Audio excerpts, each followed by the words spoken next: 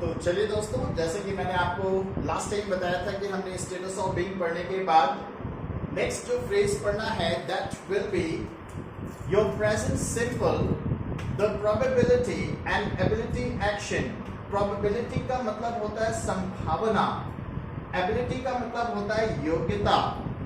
Whenever you just talk about the probability and ability of an action, जैसे हिंदी में बोले संभावना, आज बारिश हो सकती है, मेरे दोस्त मुझसे मिलने आ सकते हैं, ये संभावना है। योग्यता के वाक्य जैसे कि आपको बोलना है हम अच्छी अंग्रेजी बोल सकते हैं, we can talk good English. मैं आपको अंग्रेजी पढ़ा सकता हूं, I can teach you English. तो ये योग्यता का पार्ट है, वह परीक्षा में टॉप कर सकता है, ये उसकी योग्यता के अंतर्गत आता है, he can top the exam. तो यहाँ पर हिंदी में सेंटेंस खत्म होते हैं सकता है, सकती है, सकते हैं से। और ध्यान रखिएगा सकता है सकती के पहले जो होता है वही मेन वर्ब होता है। तो हिंदी में आपको जो भी वर्ड मिलेगा सकता है सकती के पहले वो आपका मेन वर्ब होगा, उसको कैन के बाद में यहाँ पर रखेंगे आप, फिर ऑब्जेक्ट और फिर आरपी। यहाँ पे देखिए बेसिक सिंपल फॉर्मुलेशन है, subject can, V1 object and RP. Negative sentence बनेगा तो आपको पता है कि हेल्पिंग वर्ब के बाद में नॉट ले लेते हैं। यहाँ पे ध्यान रखिएगा कैन और नॉट को एक साथ लिखा गया है और ऐसे ही लिखना है। अक्सर लोग इसको अलग अलग लिख देते हैं जो कि मॉडर्न इंग्लिश के अकॉर्डिंग मान्य नहीं है। आपको कैन नॉट एक साथ ही लिखना है, subject can not plus V1 object and RP. Question making will take can at the beginning.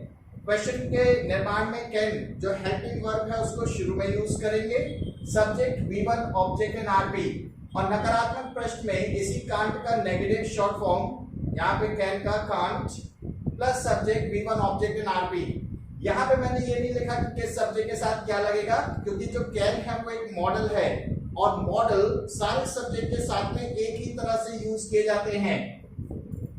चलिए अब मैं आपको ये सेंटेंस फॉर्मेशन के थ्रू समझा देता हूं। यहां पर पहला सेंटेंस है आप परीक्षा में टॉप कर सकते हैं।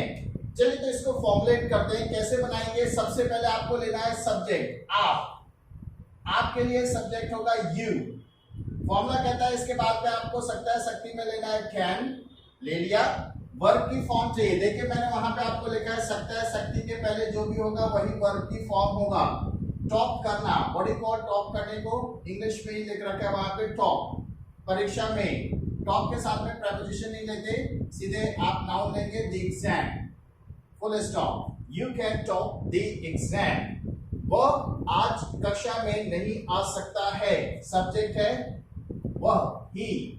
नहीं के लिए आपने देखा क्या लगाना है कैन के साथ में, नॉट। और you can use the short form as well, that is can't. फिर उसके बाद में आपको मेन वर्ब चाहिए, सकता है शक्ति के पहले जो भी होगा मेन वर्ब आना, दैट यू कॉल कम। कहां नहीं आ सकता है, कक्षा में, इन द क्लास। अब बचा क्या, आज। हमें पता है समय हमेशा सबसे लास्ट में लेना है, तो यहाँ पे टुडे, ठीक है। देखिए बहुत ही सिंपल वे में आपने इसे बना लिया।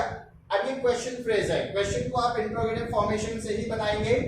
क्या हम यह एक्सरसाइज अभी कर सकते हैं, सब्जेक्ट है हम को क्या बोलेंगे, वी। इसके पहले क्या जोड़ना है आपको, कैन वी।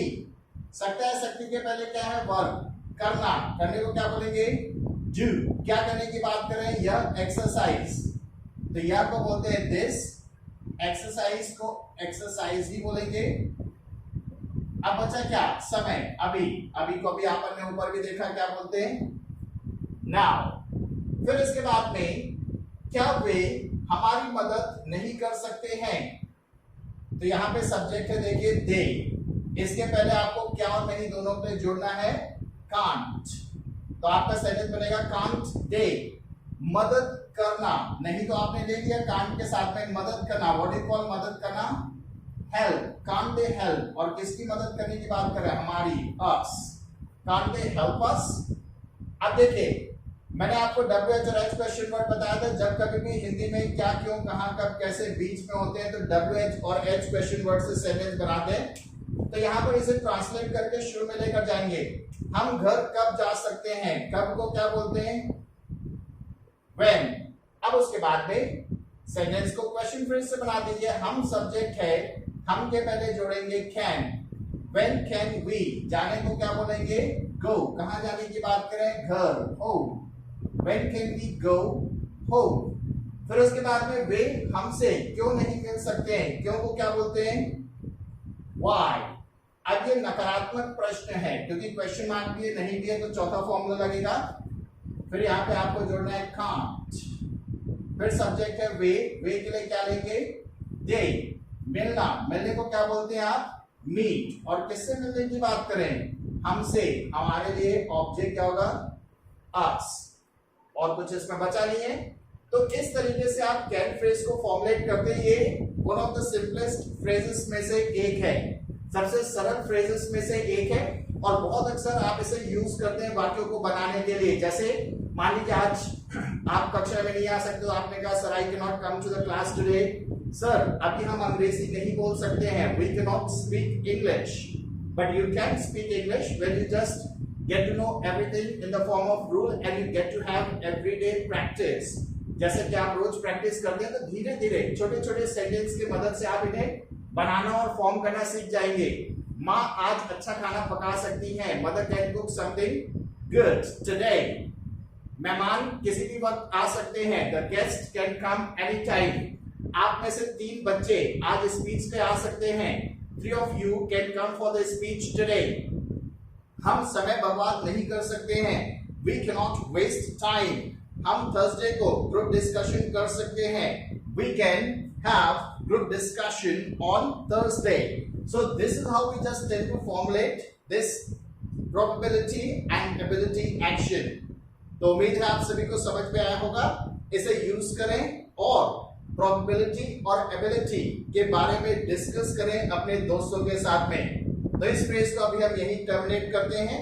इसके एक्सरसाइजेस और हम अगले पार्ट में देखेंगे और इसके बाद में हम जो नेक्स्ट फ्रेज सीखेंगे वो होगा कंपल्सिव एंड ऑब्लिगेटरी एक्शन.